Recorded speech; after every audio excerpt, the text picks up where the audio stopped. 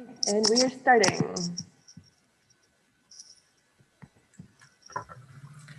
Good afternoon, everyone, and a warm welcome to this ICDE webinar on quality assurance and assessment, which is the fourth in our webinar series from ICDE's Quality Network, International Reflections on Lessons Learned During the COVID-19 Pandemic. My name is Tore Njelsvik, and I'm the Secretary General of International Council for Open and Distance Education, ICDE. And to those of you who are not acquainted with us, ICDE is the leading global membership organization for open, flexible, and distance education. We have more than 200 members and partners in all world regions, and our members are mostly represented by higher education institutions, but we also have individual members and student members. And these members engage in our activities, and which can be project, conferences, events, and networks and committees like this Quality Network, which stands behind this particular webinar series.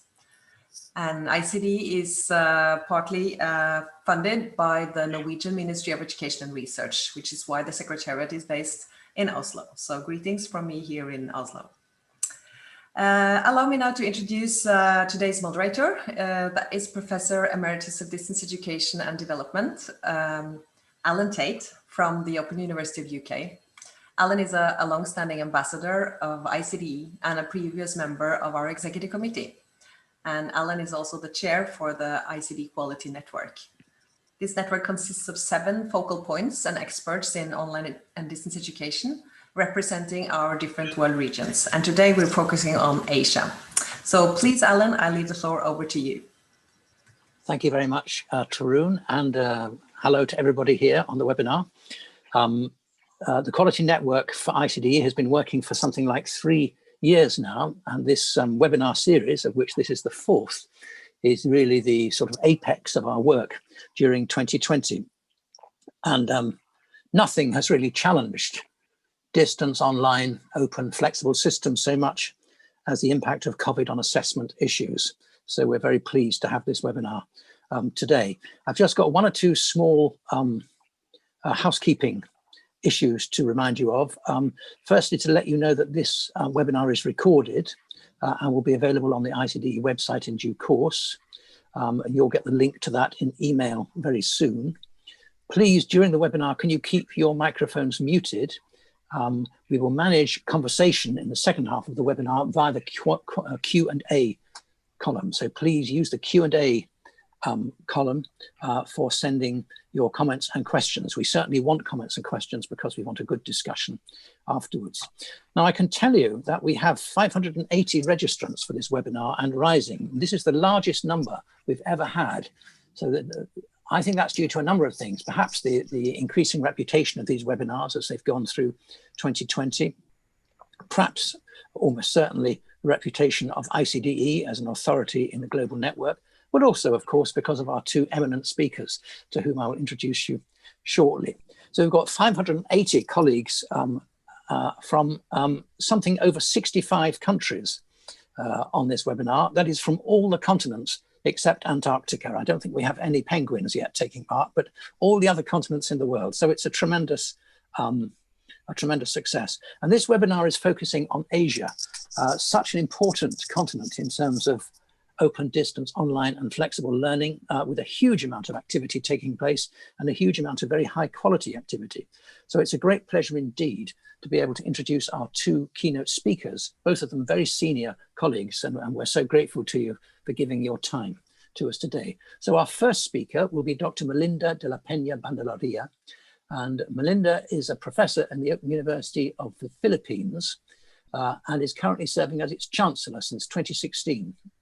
Melinda has also been the president of the Asian Association of Open Universities, which is a very notable network with a great website. If you haven't visited it, it's well worth it. There's a lot of resources there, including an open access journal, I should say. She was president for the term 2017-19, and she continues to chair the Asian MOOCs Steering Committee.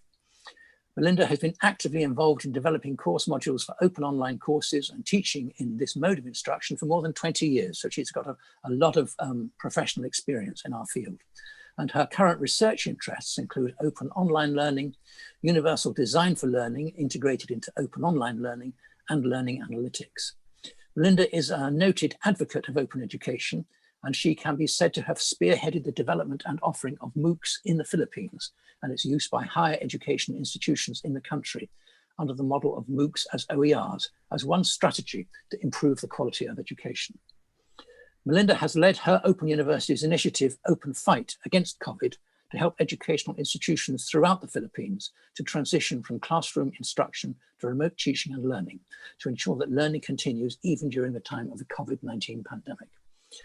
Melinda is currently leading her university's work on University of the Future in the context of open universities. So Melinda has agreed to speak to us for around 10 minutes. We will then follow with the second speaker, and then we will have our Q&A. So Melinda, can I please hand you the word? Yes, thank you very much, Alan, for that introduction. And I greet everyone good day to our webinar participants, about 600 of our webinar participants from different continents. And greetings to all of you, fellow speaker, Professor Ajat, and our moderator, Professor Alan. Thanks ICDE, especially Jury and Tarun, for this opportunity to share our reflections and insights on quality of online learning and assessment as implemented during this time of COVID-19 pandemic. So allow me to share my slides at this point. So just a short introduction about my university. We were established in 1995 as one of the constituent units of the University of the Philippines, and that's the only national university in our country. And we became fully online in 2007. And since then, we've been involved in evaluating and implementing quality assurance frameworks in online distance learning. So that's the context where I am coming from, and the context from where I will be sharing our own insights and experiences in implementing online learning in this time of COVID-19 pandemic. So this is the context that we are in now. Educational institutions were forced to embrace online learning because of the COVID-19 pandemic.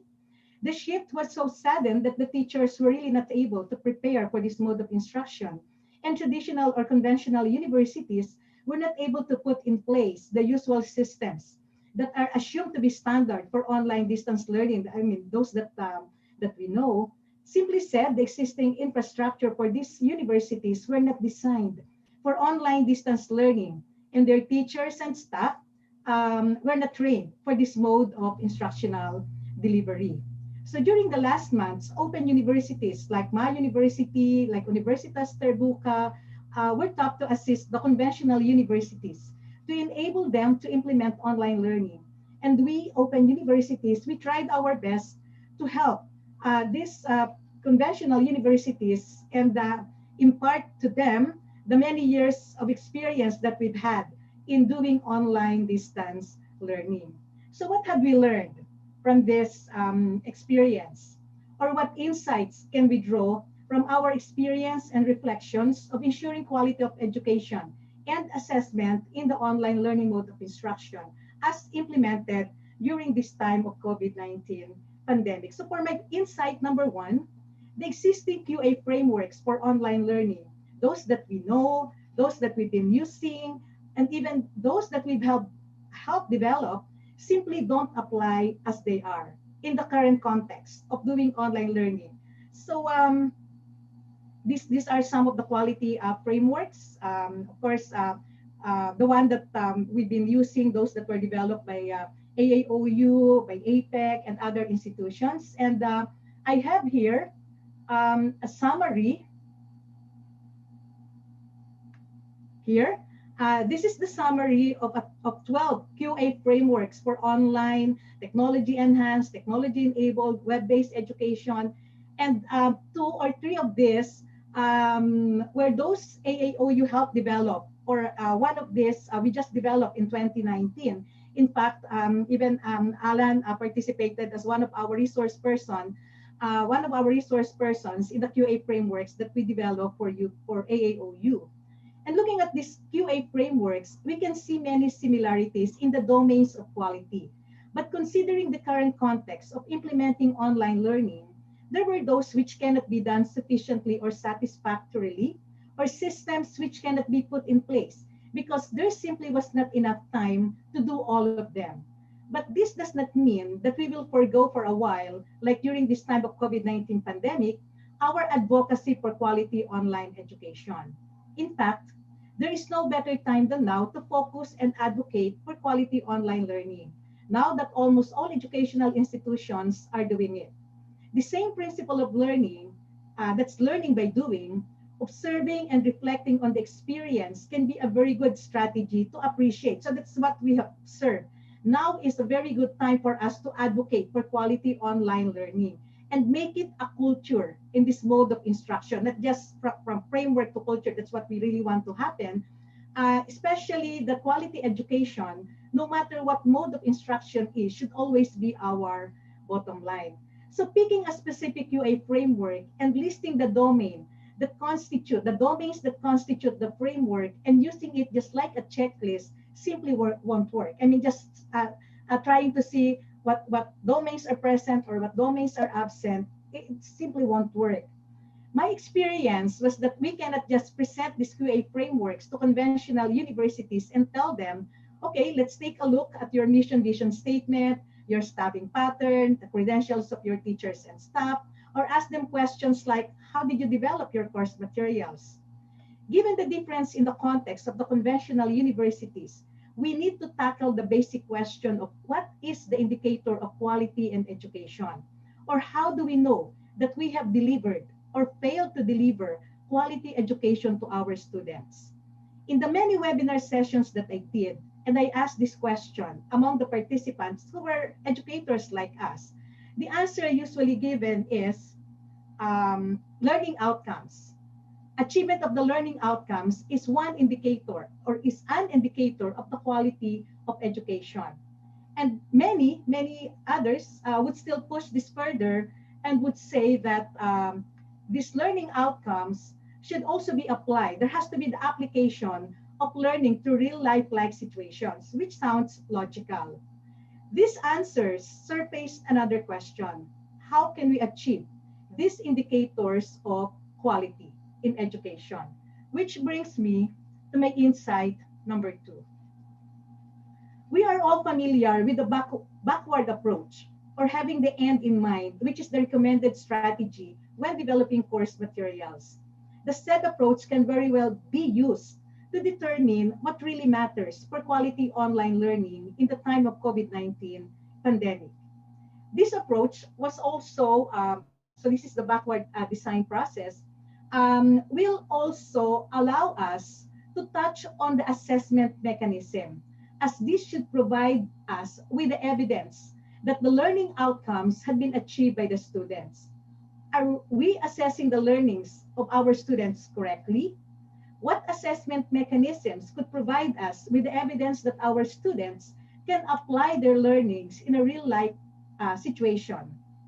This calls for a thorough review of the assessment mechanisms that we usually administer and a consideration of the authentic assessment instead of other forms of assessment like other forms of assessment like e-portfolio and for performance-based assessment could be considered for online learning. I mean, we should reconsider or take a closer look at the kind of assessment and really look at the evidence that they can provide in terms of the achievement of the learning outcomes. So this is the kind of backward design that we hope to, that we recommended for online learning as implemented in this time of COVID-19 pandemic. The integrity of the assessment process has always been an issue in online learning. Concerns like, is the student taking the assessment really my student? The issue of plagiarism as well as paper mills seem to be more rampant or common in online and also adds to the challenges in administering assessment in this form of instruction. Moving backward and looking at the aspects which impact the achievement of learning outcomes and the application of learning to real-life situations, the learning design and learning resources could be identified as the domains of quality. that would impact the quality of learning in the online mode of instruction. And hence, these aspects or domains should be given major consideration. Learning design, selection of quality learning resources, and development of appropriate assessment can be considered as functions of the TPCA, or the technological, pedagogical, and content knowledge of the teacher, and which should be the focus of teacher training programs. So when we observe this and when we get to the bottom line of what really impact quality education in online instruction, we focus on these aspects in our teacher training program. So the technological knowledge, pedagogical knowledge, and content knowledge, which became the focus of the many teacher training programs that we did during this time of the COVID-19 pandemic. And this became our insight number 3. For our insight number 4, it was surfaced as an offshoot of the lack of time to develop teacher-created learning resources, and the use of open educational resources was recommended. So questions on how to determine the quality of OERs to be used were asked. Of course, those teachers whom we've been training, many of them were also not familiar, or were also not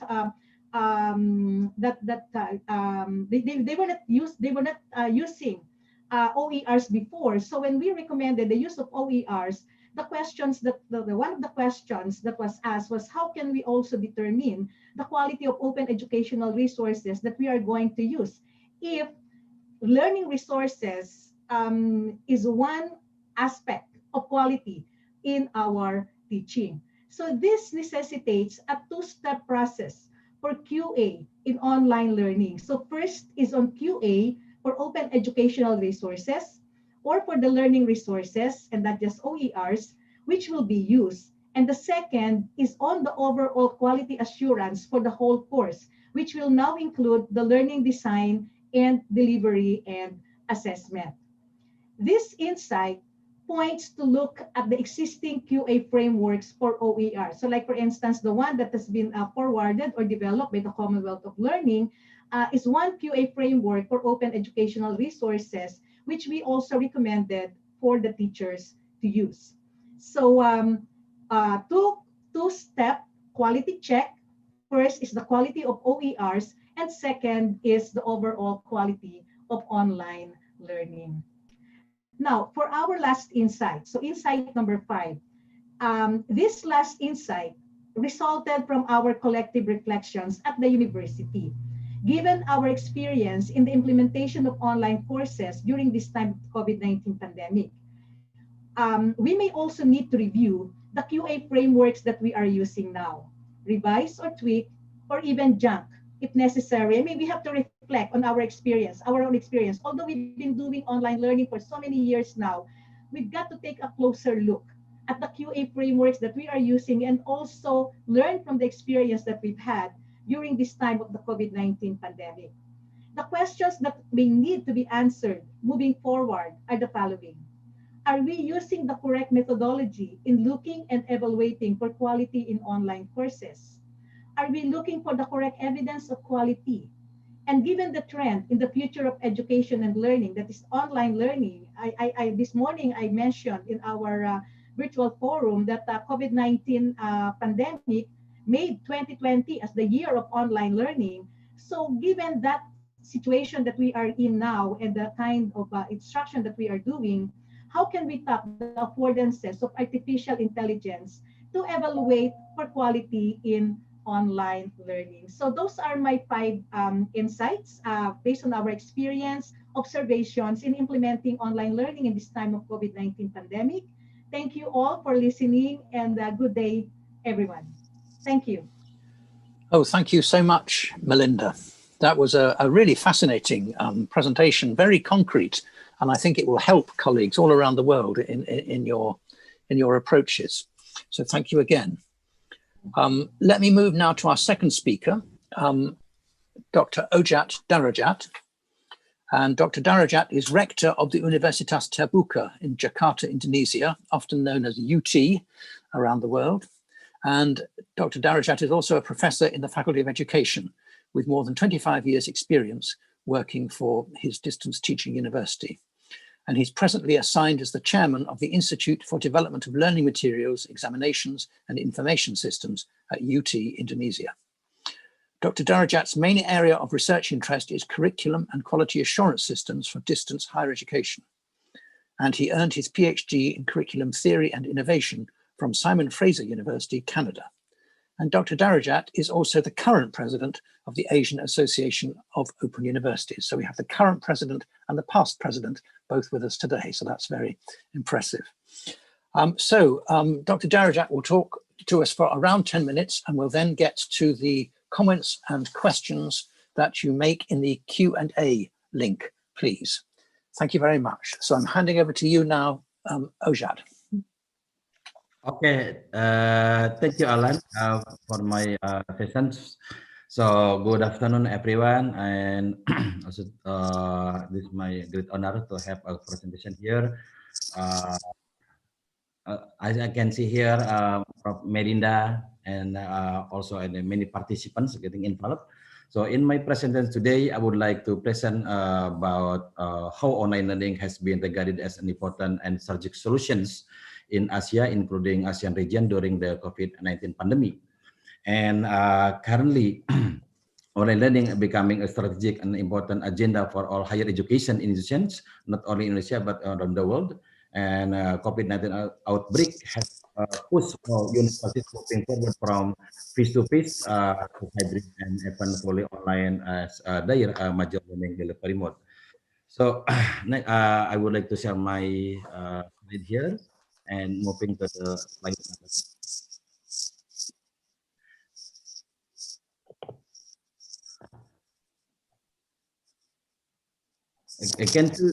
Can you see my slide, Alan? Yes, I can see your slide. It's not on whole screen, Ojad. Oh, I don't know if you can put it on whole screen. Okay, I will.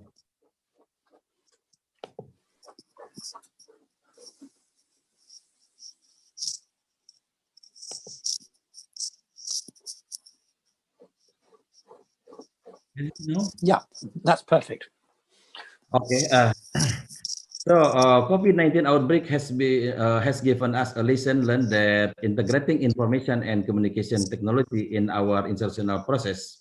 It seems to me that a teaching learning process in conventional way, face-to-face and classroom-based schema is no longer enough to fulfill our future development. We must adopt and integrate technology in our teaching learning process.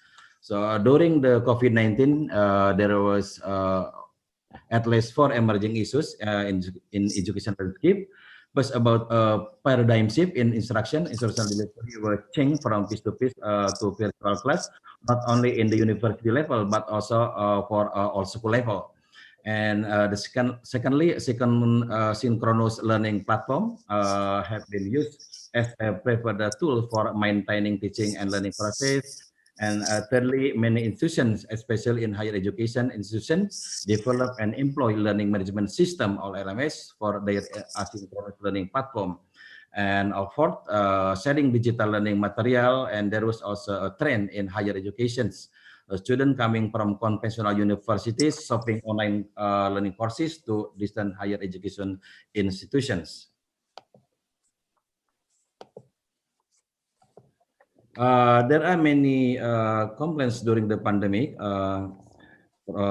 coming from parents and also students, and their various complaints leading to the negative perspective about distant educations. Different from developed countries, in many developing countries here in Asia, complaint about quality of distant education was related to some strategic issues, including access point, especially from students and people who live in remote areas. Infrastructure such as power and internet, as well as bandwidth quality, can be regarded as crucial issue in developing countries.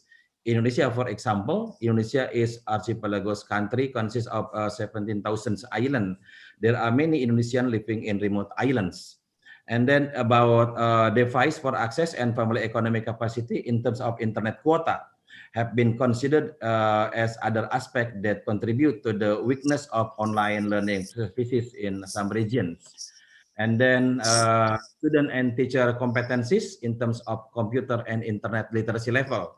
So this situation has been worsened by the lack competencies of teachers about online learning pedagogy. And then moving to other slide. During the pandemic, there is also misperception about distance educations. Teaching and learning emergency from home has been perceived as distant learning. During the pandemic, distant education has been simplified as online learning using synchronous platform such as Zoom meeting and Microsoft Teams platform.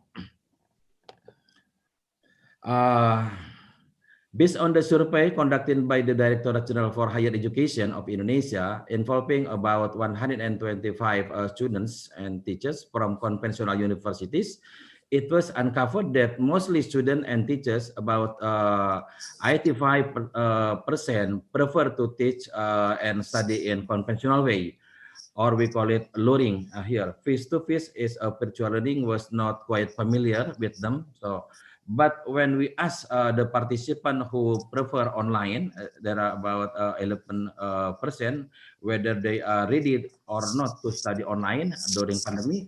They respond quite good, almost 51% saying ready and almost 32% started very ready. And then in different online survey, research team in university focusing student and tutors, distant learner from UT and other students from conventional universities who taking online course in my university. About 30,500 total participants. About 8,000 respondents, or about 64%, they are strongly agree that online learning is a strategic solution during COVID-19 pandemic. Based on the survey, it was also found that about 81% from the participants who have access to online learning, with online learning literacy level about 93%. And then to promote online learning services in Asia regions during pandemic, different media have been used, including printed learning materials, and then digital learning materials, digital library, broadcasting services, both radio and televisions, synchronous and asynchronous online services.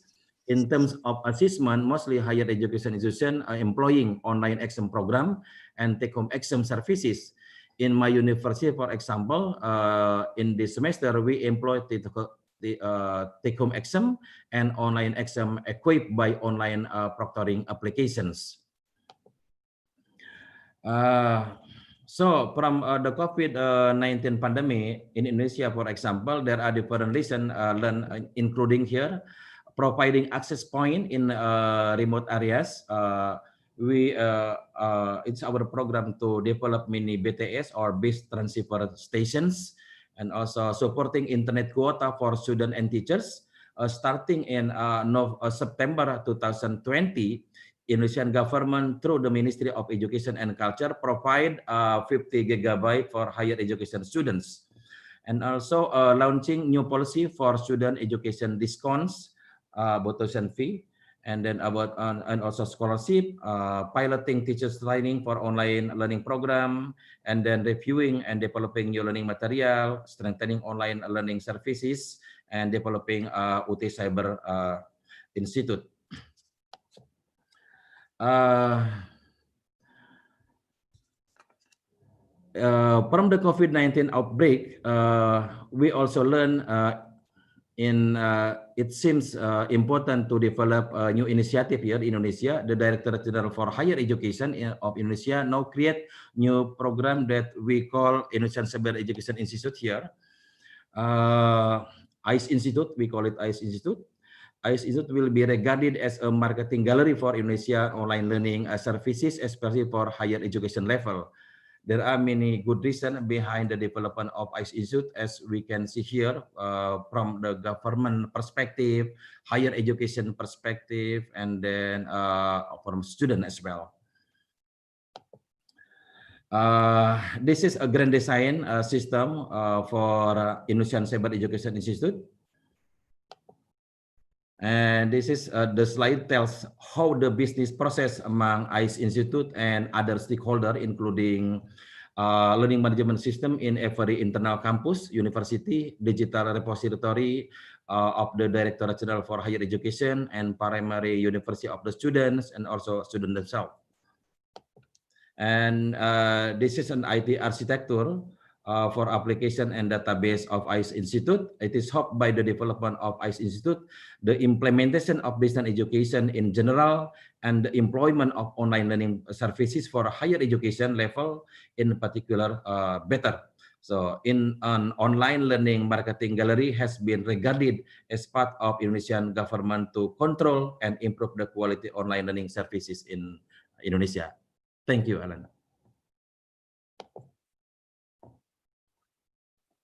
Thank you. Thank you very much indeed, Ojat, for absolutely fascinating insight into some of the approaches you've taken in UT, Universitas Terbuka in Indonesia. So thank you both Professor Bandaluria and Professor Darajat. We've had some very interesting responses in the question and answer line. And if people want to continue to contribute comments, issues, questions, please do that in the Q&A section. But let me first, I have a question which I think I would like both of you to comment on. It's from somebody who doesn't give his or her name. But Melinda, can I ask you first? This person asks about, I think the question is about how we help teachers manage to improve their understanding of quality learning. So in other words, we've had from both of you some very interesting comments on the concepts of improving quality at a time of COVID. But how do we make sure that teachers understand and adopt that? A sort of what sort of impact on professional development? How do we organize that for teachers? Melinda, would you like to comment first on that? Yeah, okay. So thank you very much, Alan, and thank you very much for the question. Yes, so the question is how can we focus on the teacher training program so that they can do the quality online instruction? I think the idea is for us to really be more focused in terms of what it is exactly that we want to impart to our teacher, because the context is different now. We are doing rapid mass training of teachers, so we have to be very concrete. We have to be very focused on the messages that we want to give or we want to impart to the teachers. So like for instance, when we do our webinar sessions, we have to identify what are the 3 key messages for every session that we do, 3 key messages that could serve as their takeaway in every session that they have with us, so that they will not have this information overload. And the idea is for us to also relate those key messages to what they already know, to what they've been doing, because at the end of the day, we teachers, we have the same bottom line, and that is to deliver quality education to our students. So we start with what they have, we start with what they know, and then we raise this knowledge, the level of knowledge, to that level where we want them to be. So that's the key, so that they will be able to relate to what we hope they would do after the training program that we have with them. Thank you, Melinda. Start with what they have. Yeah. Okay, start with what they have. Great. Ojat, can we ask you to comment on that question also? Yes, yes, sure, Alan. Yes, this is a very big issue in my country about the teacher competencies in terms of online learning pedagogy here in Indonesia. That's why the Directorate General for Higher Education tried to provide training for teachers, all teachers, including lecturers in different universities and also teacher in all school level. We try to train them in terms of how to maintain online pedagogy for our students. We also provide training for the teachers in terms of how to develop learning material for distance educations. How to develop content learning material for students, because it is a very big issue for teachers who live in remote islands. They don't have access to the internet, so the only one source maybe about just printed learning material who developed by using the principle of self-contained learning material or self-explanatory power. this is what happened today in my country to train our teacher to develop their professionalism in terms online learning pedagogy. Okay, thank you very much indeed. Ojat, now stay there, Ojat, because I'll come to you first this time. We have a very interesting question from Ian Joseph Fernandez, who asks about the comments on the amount of distraction for students when they work online and how we help them manage that distraction. So I think we could say this is a question about student engagement online, Ojat. So perhaps if I ask you first, do you have any wisdom on how we support student engagement online for them to stay persistent, to stay resilient, and to manage the tasks? Yeah. Also, this is another issue in also in the developing country like Indonesia, because in terms of internet in literacy level, internet and computer literacy level, online pedagogy becoming a good, very strategic issues in the developing countries. There, our student is very heterogeneous, different level of IT advanced. So. For this issue, we try to provide advocacy. So all different school level, including universities, try to provide something advocacy for the teachers and also parents to provide help for their students involving in this program. In my country, for example, all students have an opportunity to have an advocacy from our university. That's why there are many students from conventional universities online shopping courses to my university, and we try to educate them how to participate in online program. Currently, there are about 16 universities who taking online courses in my university, and before they are taking the courses, we provide them advocacy in terms of something like using online learning services in my university. Alan. Oh, okay, thank you, Ojat. Melinda, can I pass the question to you for comment? Yes, thank you, Alan. Actually, it's really a question of yes, you have mentioned engaging the students. So the first advice that we give to the teachers is keep the learners engaged. I mean, like in synchronous sessions like this, we have to keep our students actively engaged in the discussion, ask them questions, give them activities, not allow them to just be passive listeners in our lectures. So keep them engaged, give them learning activities, those that will contribute to the achievement of the learning outcomes, and motivate them to participate in those activities. So those are the two tips that we usually give to our to our teachers. Yeah. Thank you very much indeed. Melinda, let me ask you to stay in the chair, if I may, and come to you first this time. So you have a very interesting question from Juleson Santos, who comments on the fact that across Asia, the big region, there are many different approaches to open and distance learning. How do we take advantage of the different approaches? In other words, how do we learn from all the different approaches in Asia, which you have in open and distance learning? Well, actually, you're right. There are many approaches in doing open distance learning, and that will really depend on the context of the students. The first, I think the standard here is that we have to put the learners at the center of the design of our learning. Whatever learning programs that we want to put in place, let's put our learners at the center, and we design whatever is appropriate or relevant to the context of the learner. So that's it. I mean, that's the short answer to the question. Put the learner at the center of the design of the open distance learning program. So it can be flexible depending on the context of the learner. Okay. Ojat, do you have a comment on that? How we had learned from all the different approaches in open and distance learning across Asia? Yes, Alan.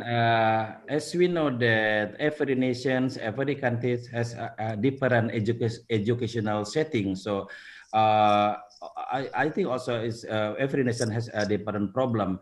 Like for example, it's different problem. I try to compare between Indonesia and Singapore, and also in Japan or other countries. There are many approaches we try to employ in my country. let's say for people or students living in urban area, there are more advanced in terms of technology, but for people, students living in remote islands, they're very low level in terms. So we try to employ different approaches for them based on their capacity, their capacity in terms of access to the internet, in terms of computer literacy level, and so learning for this. So we try to provide the best for the learner. As I quite agree with Melinda, that put our student as the center for the learning teaching process.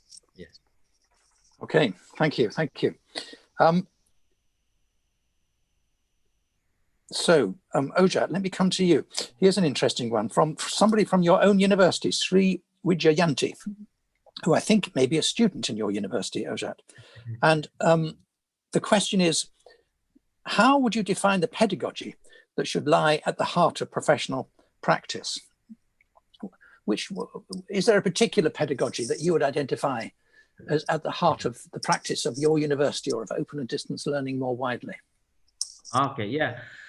In my perspective, pedagogy is about how to take atau bring our student to learn something. We now live in different era. Maybe in old era, when we bring student try to using a conventional way, bring our student to our teachers using a conventional saying face-to-face classroom. But in this era, we call by let's say online pedagogy. It means in terms of bringing student to have a new knowledge.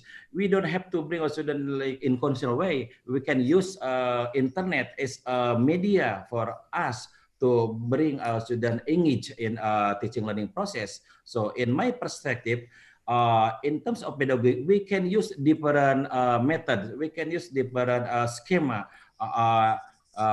to teach a student to get new knowledge. Yeah. Okay, thank you. Thank you very much indeed. Melinda, would you like to comment on that? Yeah, well, personally and professionally, I would say that in terms of the appropriate or relevant pedagogy for online learning, I would look at the social construction of knowledge. I mean, that everyone is a co-creator, a co-discoverer, or co-builder of knowledge, so that we, at the same time that we are looking at teaching and learning from that perspective, wherein everyone can contribute to the thickening of the academic text, the construction of knowledge. We are also promoting the student agency or empowering our students so that they can also be part of the whole process of building or the co-creation of knowledge. So social construction and the promotion of the learner or student agency. So those are the two pedagogical approach that I use. And many of us at UPOU are also using that kind of approach to teaching and learning. Great. Well, we're getting wonderful engagement by our colleagues on this webinar. So I've got a lot of issues which are coming up. So Melinda, stay there in the chair, if I may. Now, here's a really important question from Jean Lasquite. An important question for Asia, but also for other parts of the world. What about the stability of IT infrastructure? It's not available to some of our students. What can we do to ensure that it's more widely available than it is now? Well, actually, when it comes to infrastructure, IT infrastructure, we know that there is that uneven development of IT infrastructure across the country, that there are many still sectors of the society that don't have access to the internet. And that's where the flexible learning modality or pathway can come in. I mean, we should know where the aspects that we can do something, and if there are concerns in the teaching and learning process, what we teachers can do, so that where the flexible learning pathways would come in. The IT infrastructure is something that we have to work with IT providers, service providers, with the government, so that there will be the national policy for education to be a priority when it comes to access to IT. But on our part as teachers, we really have to adapt to the context of our students when it comes to the differences in the IT access to IT infrastructure or access to the internet. Let's be more specific. It's access to the internet. So in that regard, we have to really look at the wide array of technologies, information and communication technologies, not necessarily the internet, so that we can reach our students and we can make sure that our students would not be excluded in the teaching and learning process. So we have to know what technologies do they have access to and which we can use in the teaching and learning process. But Okay, it's a lot of okay. work. It's a lot of work. It's a lot of work. Okay, Melinda, just while you're there, before I go over to Ojat, we've got a sort of secondary question here asked by Ratip Fukusan from Sukhothai Thammathirat Open University in Thailand, who asks about students with limited internet connection. Do you provide other support materials for the quality of teaching and learning when students have limited internet connection? Yes, actually what we recommend, given the problem, what we recommend is that materials should not just be online. I mean, we have to provide offline materials as well. And with a well-designed instructional materials or course materials, then we can also ensure that the quality of instruction will be there. I mean, it doesn't have to be all online resources. If there is a limitation to the access of the internet, then we'll have to make sure that our course materials can be provided offline and they are well designed. Course materials and the learning resources are also of good quality so that the kind of instruction will also be of quality. Thank you. Well, let me pass now to Ojat to comment on the issue of the stability of IT infrastructure and also when students have limited internet connection, what other materials you give them. Ojat, this is a question for Indonesia, but you may have a perspective for Asia as president of the Asian Association of Open Universities. Yeah, thank you, Alan. This is what happened in the many developing countries in Asia about strategic issues about stability IT infrastructure, especially Indonesia. This is a very important issue. So in this way, government must be present here because we know that it is very impossible for private corporation to come to there, to remote island, because they are profit oriented, right? This is in this sense, government should come there and then provide BTS for people who live in remote area to get access to the internet. It is very important if we want to try to develop online program for students who live in remote island or remote areas. So this is for the first question. And for Ratip, I can mention here as already I have already presented that there are many students here in developing countries who have limited access to the internet. So as already mentioned by Professor Melinda, that it is important for us as distant learning institutions to provide printed learning materials. How we develop a good quality of self-instruction for them. And then also because of economic capacity of the family. In this way, maybe your government in developing countries try to provide something like financial help for the student and also for the teachers who don't have access to the internet quota. Like for example, Indonesia, our government through the Ministry of Education and Culture, we provide 50 gigabyte for our students to access to the internet every month from September until December. And maybe this schema will be continued for the next year. Thank you. Okay, well, thank you, Ojat. Ojat, if I can ask you to stay in the chair and answer first on this question. So this is a question from Audrey Tablitzo. It's a very interesting question. She says, since online learning has come forward during the pandemic, when the pandemic is over, what do you think the outcomes of this push into online learning will be? Oh, let me put the question in my own way, if I may. I hope I'm doing Audrey justice. Do you think the changes in university education in your country as a result of COVID are permanent? Or do you think that things will go back to how they were once the pandemic is over? Yeah, listen from the COVID-19 pandemic, we can see here our government have a new policy for the next year, starting in January 2020. Our government, Indonesia government, to provide new policy here to provide blended learning schema for the students. For student and universities who can provide online learning services, it is there are many students also prefer to have online learning services. But for people or area who have what a very strategic issue in terms of COVID-19 pandemic, as we call it, this is a red area for the area. So maybe the online learning also becoming a strategic solution for them. But for a green area and for a student who do not access to the internet, maybe they can learn how to provide access to the internet. And I see now that there are many new entrants in Indonesia, conventional universities. They provide and develop LMS for the students. So asynchronous learning process becoming new trend in my country, and I think this is a very good policy from the government. So in my perspective, after this COVID-19, we don't back to the old way, but we try to move forward, integrating the advance of technology in teaching learning process. Okay, thank you. Thank you very much. Melinda, would you like to comment on that? What is going to be the impact?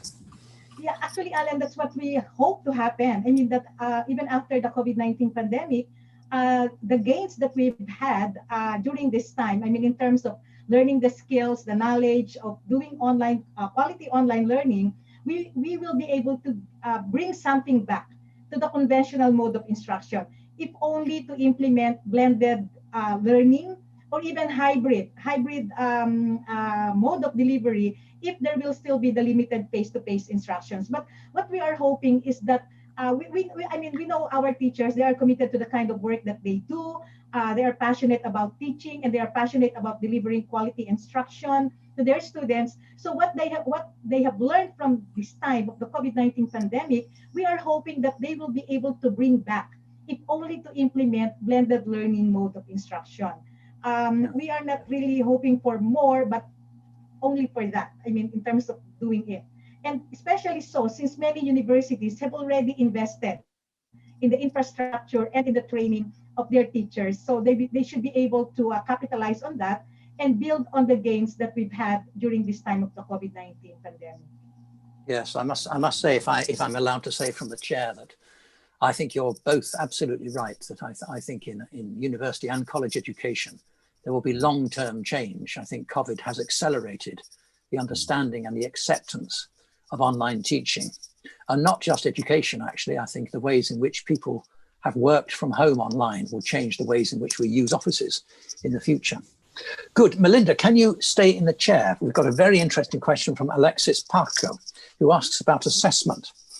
And he asks that given that face-to-face meetings are prohibited, that online engagement can be difficult, what impact has that had on valid assessment results? So what do you think about the validity of assessment in this COVID lockdown period? Well, for me, I look at assessment as not really a function of being online. I mean, one can have valid assessment as long as it is designed in line with the learning outcomes. I mean, we don't design assessment as a function of the internet. We design assessment as a function of the learning outcome. So whether it is offline or online, the kind of assessment mechanism that we have developed will make it valid. Probably the technology will help us in ensuring the integrity of the whole process, of the whole assessment process. But the kind of assessment that we will develop is, I think, the major consideration here. And what we are really promoting is the alternative mode of assessment. So I have mentioned authentic assessment. I have mentioned e-portfolio, for instance, or if that is not even possible, then you can have offline portfolio, which can provide you with information that your students were able to get. Based assessment is something that you can also consider in your courses, depending on the learning outcomes that you want to see, the evidence that you want to see from your students. So that's my answer. So ICDT will really depend on the mechanism, the assessment mechanism that you will do. Okay, thank you very much indeed. Ojat, can I pass that to you for comment? Okay, yeah, thank you, Alan. Thanks for the questions. Yeah, in terms of policy of assessment using online schema, this is what happened in my university today. We try to develop a new schema for increasing the validity of assessment. We develop online exam equipped by online proctoring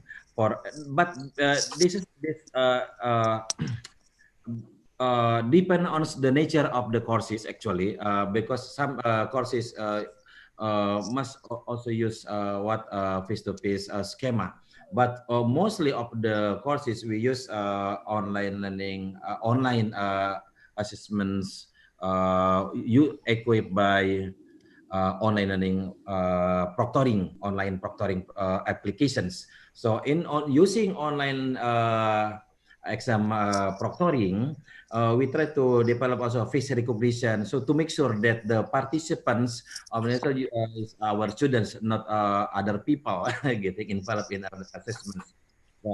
And also for increasing the validity, why try to invite two evaluator to evaluate what the result of the examinations, students exam.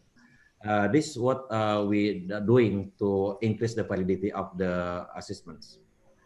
Yes, thank you. Yes, Jules and Santos also asks about online proctoring, which is the subject of much discussion here in UK and Europe, I think. Melinda, do you have a comment on online proctoring? Is this acceptable practice? Is it widespread practice? Do you think it's part of the future? Yeah, well, actually, we are also doing online proctoring.